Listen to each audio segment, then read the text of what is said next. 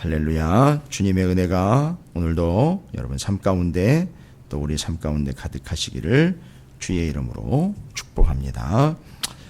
시편 56편 이제 전에 이어졌던 55편이라든지 앞선 시편들과 함께 또 57, 58, 59 이렇게 또 이어질 시편들을 보니까 이미 시편을 통해서 무엇을 얻어내는 개념이 아닌 이미 다윗의 삶을 사무엘상, 특별히 오늘 말씀 같은 경우는 사무엘상 21장에 또 다윗의 인생 여정 가운데 참으로 굴곡진 여정 그 가운데에서도 아주 저 밑바닥으로 처박혔던 그런 고통스러운 상황들 속에서 이 귀한 시편이 나왔다라는 것을 또 알 수가 있습니다. 내일 또 살펴보게 될 57편도 마찬가지지만 오늘 56편의 말씀도 표제어가 붙어 있습니다. 설명이 붙어 있지요. 인도자를 따라 요낫 엘렘 르호김에 맞춘 노래. 정확한 의미들은 잘 소개가 안 되고 있습니다만 어찌되었든 다윗이 하나님을 예배하기 위하여 하나님을 찬양하기 위하여 지은 시편이 계속해서 예배 시간이라든지 하나님께 기도하는 자리에서 읊혀지고 있고 외워지고 있고 실제로 다윗은 이 시편을 통해서 하나님을 예배했다라고 우리는 알 수 있습니다. 그런데 이제 시편 56편의 설명은 이렇게 되어 있습니다. 다윗이 가드에서 블레셋인에게 잡힌 때다라고 나와 있습니다. 그러니까 정확하게 이야기하면 사무엘상 21장 10절부터 15절까지 사울한테 쫓기던 다윗이 블레셋까지 흘러들어가서 거기서 연명을 하기 위하여 가드왕 아기스에게로 도망을 가게 된 때에 그 도망간 상황에서 참으로 비참했던 상황들이 사무엘상 21장 10절부터 15절까지의 소상하게 기록이 되어 있습니다. 그 정황은 사무엘상 21장에 기록이 되어 있지만 시편 56편을 보면 정황의 이야기가 아니라 그 당시 다윗이 그 참으로 비참한 상황에서 겪을 수밖에 없었던 그 속앓이와 어느 누구한테도 다 풀어놓을 수 없었던 극심한 고통의 상황들이 시편 56편에 고스란히 담겨져 있습니다. 말 그대로 이제 더 이상 사울에게서 피해서 도망갈 만한 장소가 없었던 겁니다. 이게 훤한 데다가 땅덩어리가 그렇게 넓은 것도 아니고 손바닥보다 훤한 동네에서 어디로 도망가면 사울이 모르는 게 아니죠. 어디로 도망가면 누가 어디 있다고 그걸 또 밀고를 하고 하니 어디든 도망가기에 마땅한 데는 없었습니다.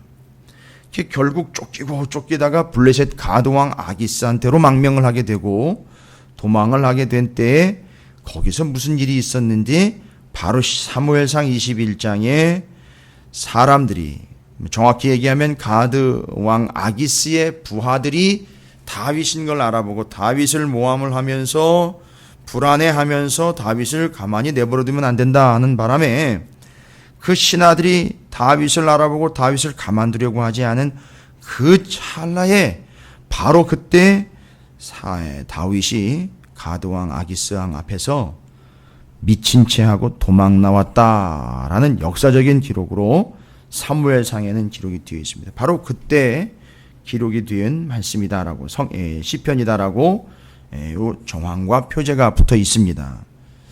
자, 그때 사무엘상을 보면 간단하게 이제 역사적인 흐름과 스토리를 정리하고 이렇게 훑고 넘어가는 그런 상황이었는데 시편 56편을 보면 그렇게 간단한 상황이 아니었다라는 것을 우리는 알 수 있습니다. 너무너무 힘들었고 얼마나 고통스럽고 다윗이 정말 얼마나 두려움에 떨었고 얼마나 그 상황에서 비참했고 얼마나 아팠고 얼마나 힘들었는지가 56편에 소상하게 잘 기록이 되어 있습니다. 일일이 구절구절 다 풀지 않아도 바로 가드왕 아기스 앞에 섰던 다윗을 그 주변에 있었던 그 블레셋 왕의 신하들과 고관들과 그 지도자들과 그 블레셋인들이 수군수군 대면서 다윗에 대해서 이러니 저러니 이야기를 하고, 이건 적진이거든요. 왜냐하면 다윗이 이미 블레셋에게는 적으로 낙인이 찍혀 있는 상황인데, 이 골리앗 상황도 그랬었고요. 또 그 이후로도 계속해서 블레셋에게 이스라엘은 처리해야 될 대상이고 점령의 대상으로 싸움의 상대였는데, 아니 거기서 장수역 큰 역할을 감당했던 다윗이 아무리 망명이라고 하지만 도망 나왔는데, 이게 바라보는 눈길이 그냥 예사로운 눈길이 아니고, 언제군 저놈이 무슨 짓을 할 텐데 하면서 바라보면서, 하여튼 허튼 짓만 하기만 해봐라, 얘 가만 안 둔다, 쳐다보면서 노리는 것과 또 감시하는 것과 모함하는 것과 제거하려고 하는 그 눈들이 너무너무 매섭고, 또 그 분위기가 너무너무 살벌하기 때문에 늘 살얼음판이었다는 얘기죠. 언제 빠질지 모르는 살얼음판 위를 걷는 것 같은 그런 상황의 공포와 위기와 아픔과 힘든 상황이었다라는 걸 알 수 있습니다. 그런데 읽다 보면 그렇죠. 혹자는 그렇게 물어볼 수도 있을 거예요. 아니 왜 거기까지 도망을 갔냐고. 아니 믿음 좋은 것 같아 보이고, 아니 대단한 것 같고, 골리앗을 그렇게 한 힘으로 물리친 것도 아니고 믿음으로 물리쳤던 그가 아니 어떻게 거기까지 도망을 갔냐, 이 바보 아니냐. 아무리 힘들어도 갈 데가 있고 가서는 안 되는 데가 있지, 어떻게 거기까지 갔냐라고 물어볼 수도 있을 거예요. 이건 뭐 다윗의 입장에서 들어보면 참 서운한 소리죠. 왜냐하면 다윗은 아까도 말씀드렸지만 더 이상 도망갈 데가 없어요. 이스라엘이라는 그 구석 안에서는 더 이상 도망갈 데가 없습니다. 그게 손바닥 아니에요. 흔히 다 보이는 곳이고요. 도망가면 도망간 곳 족족 다 보고가 올라가는데 되게 갈 데가 없습니다. 결국 쫓기다 갈 데가 없이 이스라엘 영토의 가장 구석 변두리까지 쫓겨가다가 결국 여기 이방 땅의 변두리로 쫓김받은 겁니다. 그리고 결국 도망간 이방 땅의 아기스 왕 그 신하들 사이에서 하루하루가 그저 살얼음판을 걷는 인생에 그냥 하루하루를 연명을 하면서 살아가야 되는 극심한 불안과 공포 속에서 살아가는 비참한 인생이었습니다. 급기야 자신이 미친 자라는 걸 보여줘야만 풀려날 수 있을 정도의 아주 처절한 상황이 전개가 되는 겁니다. 그게 5절 6절에서 이야기하는 그 비참한 상황입니다. 그들이 종일 내 말을 곡해하며 나를 치는 그들의 모든 생각은 사악이고, 그들이 내 생명을 엿보았던 것과 같이 또 모여 숨어 내 발자취를 지켜보나이다.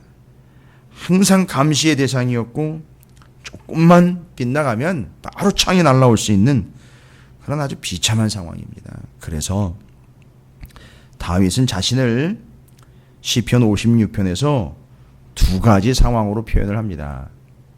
시편을 보면 다윗이 바로 두 가지 극한 상황에까지 이르게 되었다라는 걸 우리는 알 수 있습니다. 그 첫 번째가 뭐냐면 다윗은 가장 바깥으로 몰려났다는 거죠. 가운데나 적당한 위치에서 자리를 잡고 있었던 것이 아니라 아주 불안하고 보장받지 못하는 가장 바깥으로 밀려서 가장 바깥 자리로 밀려난 겁니다. 더 이상 숨을 곳이 없을 가장 변두리로 밀려나 블레셋까지 올라오게 된다는 얘기죠. 그 인생에서 가장 바깥으로 밀려갔고, 그리고 또 사무엘상 21장을 이미 우리가 살펴봤지만 바로 그 내용을 보면 그 용맹스럽던 다윗, 장수였던 다윗이 자기의 생명을 부지하기 위하여 침을 흘리면서 정말 제정신이 아닌 그런 컨셉을 가지고 문짝에다가 뭔가를 끄적끄적거리면서 침을 질질 흘리면서 미친 채를 해야 됐던 바로 그때, 이미 우리가 사무엘상 21장을 묵상할 때 나눴지만 아마도 그가 그 문짝에다가 끄적끄적 손으로 미친 자들이 땅에다 긋고 벽에다 긋고 문에다 그었던 그 끄적거렸던 내용이 바로 시편 56편의 내용이 아니었겠느냐, 가히 짐작 가능한 얘기입니다. 근데 거기다 그렇게 끄적거리고 침을 흘리면서 입을 벌리고 눈동자가 풀린 그 모습들을 그렇게 연기를 하면서 그렇게 살 수밖에 없는, 그렇게라도 목숨을 구걸해야 하는 아주 밑바닥까지 내려갔다는 겁니다. 자, 시편 56편에 우리는 우리가 영웅으로 만들어 놓고 위대한 인물로 만들었던 다윗의 모습은 아닙니다. 가장 바깥으로 밀려났습니다. 하나님 앞에서 왕의 신분에 맞게 합당하게 출입했던 자다. 말씀대로 사는 게 무엇인지를 가장 잘 보여줬던 왕이고, 하나님의 마음에 합한 자다, 일치했던 자다, 분명히 인정받았던 다윗인데, 그런 다윗이요, 인생에서 가장 변두리로 지금 쫓겨서 밀려나 버렸고, 인생에서 가장 밑바닥으로 지금 처박혀 있는 상황입니다. 가장 변두리로, 가장 밑바닥으로 쑤셔박히고 처박히고 밀려난 바로 그가 이제는 끝인가 싶을 정도로 고통스러운 때, 그런데 더 이상 내려갈 것이 없고, 더 이상 피해갈 것이 없고, 더 이상 물러설 것이 없는 바로 다윗에게 하나님이 바로 그 다윗 물러갈 것, 내려갈 것이 없는 그에게 그 순간에 마지막 갈 곳이 되어주셨고, 마지막 디딜 수 있는 계단이 되어주셨다라는 거죠. 이게 다윗이 그 인생에서 직접 깨달은 겁니다. 그래서 더 이상 옮길 수 없고 넘어갈 수 없었는데, 여기서 내디디면 그냥 낭떠러지고 절벽이고 저 밑바닥이고 남의 나라 변방이고, 마치 제가 군대 경험처럼 한 발만 잘못 디디면 지뢰를 밟아 터져서 죽을 수밖에 없는 것 같은 그런 상황이었는데, 옮길 수 있는 자리가 되어주셨고 내디딜 수 있는 계단이 되어주셨다. 이게 하나님이었습니다. 다윗에게 더 이상 옮겨갈 곳이 없고 더 이상 내려갈 곳이 없는 그에게 옮길 수 있는 거처가 되셨고 내디딜 수 있는 계단이 되어주셨다. 이게 그 인생의 가장 밑바닥과 가장 고통의 상황에서 하나님의 놀라운 은혜를 다윗이 경험을 하게 된 겁니다. 아무것도 할 수 없고 아무것도 내디딜 수 없고 아무것도 생각할 수 없고 아무것도 계획할 수 없는 그때에 하나님이 그것이 되어주신 것이죠. 그래서 극한 고통, 절망, 인생의 끝, 그런 표현을 합니다. 막장이다 라는 표현을 하는데, 그때의 그의 인생의 마지막 스텝을 하나님께로 옮겼고 마지막 계단으로 하나님을 디디게 된 겁니다. 그런데 이게 마지막이 아니라 최선이 되었다라는 거죠. 세상에서 의지할 것이 없도록 손을 탈탈 털어버리시고는 하나님을 의지하게 하신 거죠. 그게 하나님입니다.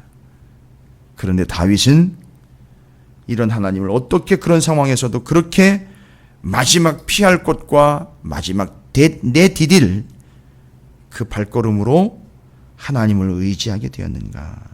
어떻게 하나님을 붙잡았는가? 오늘 본문 말씀에 상당히 기가 막힌 표현이 나옵니다. 변방으로 끝자리로 몰리고 맨 밑바닥으로 몰렸음에도 불구하고 하나님을 의지하고 있었다라는 것이 바로 그 증거인데, 그리고 이렇게 시편이 나와 있다라는 게 그 증거고요. 시편에서는 뭐라고 그가 그 밀리고 처박힌 상황에서도 하나님을 어떻게 의지했느냐? 다른 게 아니라 그의 손이요, 다 털려버린 그의 손, 뭘 의지할 수 없는 그의 손이 무엇을 의지하고 붙잡았느냐? 명확하게 거듭해서 오늘 시편 56편에서 그렇게 표현을 하고 있습니다. 그의 말씀이다 라고 나와 있습니다. 정확하게 4절 10절에 그의 말씀을 찬송한다 라고 나와 있습니다. 그 어렵고 힘든 상황에서 말씀을 붙잡기는커녕 말씀으로 눈길 한번 주기도 힘든 상황인데, 내가 먹고 살기도 힘들고 내가 힘들고 지친 상황에 교회에 예배 시간이 있는 건 알지만 그렇게 함께하기가 쉽지 않다라는 것이 오늘날 성도들의 볼멘 고백인데, 다윗은 맨 변두리로 쫓겨날 뿐만 아니라 맨 밑바닥으로 처박힌 상황에서 더 이상 내려갈 곳도 없고 더 이상 내디딜 곳도 없던 것처럼 보였는데, 그때 내디딘 게 하나님이었고 내디딘 계단이 하나님이었다라는 게 뭘 통해서 증명이 됐느냐? 그가 그 상황에서도, 그 비참한 상황에서도 하나님의 말씀을 의지했다라는 게 드러나고 있습니다. 그래서 유독 다윗의 시편을 보면 하나님의 율법, 규례, 계명, 말씀에 대한 이야기들이 상당히 많이 나옵니다. 그건 바로 편안할 때에 통독이나 해보자 앉았던 것이 아니라 늘 붙잡았고 고통의 상황에서는 더 간절하게 붙잡았다라는 얘기죠. 그게 바로 피난처가 됐고 도피처가 됐고 스텝이 되었고 발걸음이 되었다라는 겁니다. 그걸 증명하듯 4절과 10절에서 내가 하나님을 의지하고 그 말씀을 찬송하올지라. 내가 하나님을 의지하였은즉. 그렇습니다. 하나님 어떻게 의지하는 겁니까? 하나님 이름 부르는 것 자체가 의지하는 겁니까? 생각건대 하나님 옆에 내가 있는 걸 늘 그린다고 그렇게 의지하는 게 되는 것인가? 구체적으로 얘기하고 있습니다. 내가 하나님을 의지하고 그 말씀을 찬송하올지라. 예, 하나님 의지하는 것은 말씀 붙잡았다는 얘기입니다. 이건 아주 구체적으로 다 얘기가 나와 있는 내용입니다. 다윗이 그러니까 그 상황에서도 말씀을 놓지 않았다는 겁니다. 여호수아의 말씀들이 자기 이야기로 들러왔고 주 야로 묵상하는 것이 내 말씀이요 하나님 말씀이. 그래서 미친 체 하면서도 끄적거리는 것이, 손으로 끄적끄적하면서 뭘 적는 것 같은데 그 적는 것도 바로 하나님의 말씀이었다. 시편 56편의 이 내용들이 그렇게 기록이 될 수 있을 정도로 말씀을 붙잡았다. 재밌는 표현은 말씀을 찬송한다라는 겁니다. 말씀을 찬송한다. 이게 뭐냐면 말씀을 인정한다는 거죠. 10절에도 똑같이 내가 하나님을 의지하여 그 말씀을 찬송하며, 예, 하나님 의지하는 건 하나님 말씀 붙잡는 겁니다. 이 새벽 시간이 바로 그 자리죠. 하나님을 의지하는 자리죠. 이 시간에 뭘 의지하겠습니까? 하나님 의지하는 거고 하나님의 말씀을 한 구절 한 구절 시편 56편을 통째로 우리가 붙잡으면서, 그래, 이 말씀이 내 말씀이고 이 얘기가 내 얘기지. 또 우리가 언젠가는 변방과 그 밑바닥으로 몰려나고 곤두박질 쳤을 때에, 그렇지, 다윗이 그때 하나님을 그렇게 의지했지 하면서 우리는 여전히 다윗처럼 그렇게 말씀을 붙잡게 될 겁니다. 자, 바로 4절 10절이 그 말씀을 찬송한다라는 게 그 말씀을 인정하고 있다는 얘기입니다. 이 상황에서도 하나님의 말씀은 정답이다라는 걸 인정해서 그 상황에서 그걸 붙잡았다, 인정했다라는 겁니다. 그래서 찬송했다라는 말은 인정했다라는 얘기고요. 가만히 보니까 왜 그랬느냐? 아니, 말씀대로 되고 있다는 거죠. 말씀대로 되고 있기 때문에 지금 다윗은 말씀을 놓을 수가 없었던 겁니다. 그리고 그 말씀이 곧 환난 날에 그가 의지할 힘이다라는 걸 언급하고 있고요. 말씀이 찬송이 된다라는 것은 그 말씀을 실제로 읽고 그것을 기도로 삼았고 그걸 실제로 찬양으로 고백하는 묵상의 삶을 살았다라는 겁니다. 참 바쁘고, 아니 바쁜 게 아니라 그런 자기 코가 석자인 상황에서도 어떻게 말씀을 붙잡느냐. 그게 말씀입니다. 내 코가 석자이기 때문에 붙잡는 게 말씀이죠. 내 길이 암담하기 때문에 붙잡는 게 말씀입니다. 내가 더 이상 다른 걸 붙잡을 수 없기 때문에 다른 걸 놓게 하시고 붙잡게 하는 게 말씀이고요. 그래서 그 붙잡은 사람들만 알 수 있는 게 말씀입니다. 그래 보니까 맞다. 그래 보니까 정답이로구나. 그래 보니까 그게 말씀대로 되는 거구나. 그러고 보니까 하나님 말씀을 붙잡았는데 이 말씀이 내게 힘이 되더라구나. 그래서 더 깊게, 더 오래, 더 많이 붙잡고 있는데 그게 찬양으로 나오고 기도로 자연스럽게 나오고 묵상은 더 깊어지고, 그게 하나님의 말씀을 찬송한다라는 것으로 설명을 하고 있고, 실제로 시편 찬송이 그렇게 말씀을 근거로 나오게 되었습니다. 예, 다윗은 그 어떤 전대나 지팡이나 다른 신발을 의지하는 것이 아니었던 바로 하나님의 말씀을 의지한 그것이 하나님을 의지했던 것이고요. 그래서 그 환난과 고통의 상황에서도 그는 하나님이 그를 도우시는 것과 하나님을 의지하는 것으로 고백을 올려드리고 있는 첫 번째, 하나님을 어떻게 의지했느냐? 말씀을 붙잡음으로 하나님을 철저하게 의지했고, 끝으로 다윗은 그 상황에서 하나님께 여전히 감사하고 있다라는 것을 알 수 있습니다. 12절에 감사제를 주께 드리리니 라고 분명히 나와 있습니다. 여러분, 이게 보면 우리는 감사할 만한 상황이 아니거든요. 그 비참한 상황이 뭐가 감사하다라고. 그런데 따지고 보니까 말씀을 그렇게 붙잡아 하나님을 의지한 그 사람의 믿음이 감사로 표현되고 있다라는 거죠. 그래서 감사는 곧 믿음입니다. 믿음은 곧 감사로 표현이 되는 것이죠. 그리고 또한 이 감사는 그 말씀을 진정으로 붙잡은 자들이 결론적으로 하나님 앞에 올려드리는 고백이 된다라는 것입니다. 그래서 그는 하나님의 말씀을 끝까지 붙잡는 믿음과 하나님께 감사하는 믿음이 있었다는 걸 알 수 있고, 그런 그가 하나님의 마음에 합했을 뿐만 아니라 하나님이 기름 부어 세운 하나님이 어떤 분인지를 드러낼 수 있는 그 귀한 통로로 하나님이 세우셨다라는 것을 우리는 알 수 있습니다. 자, 우리는 두 가지만 기억하면 될 것 같습니다.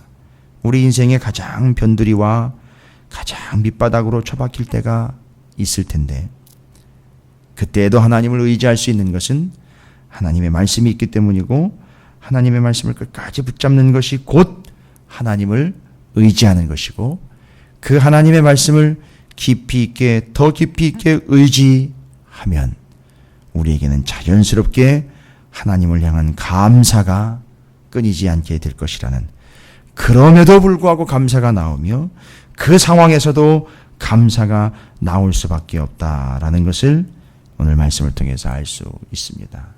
우리의 인생이 어떤 상황이든 최악이든 최저든 바깥이든 저 밑바닥이든 다윗처럼 하나님의 말씀을 의지하여 그 말씀을 찬송하는, 그리고 하나님께 감사하는 그런 인생이 되시기를 주님의 이름으로 축복합니다.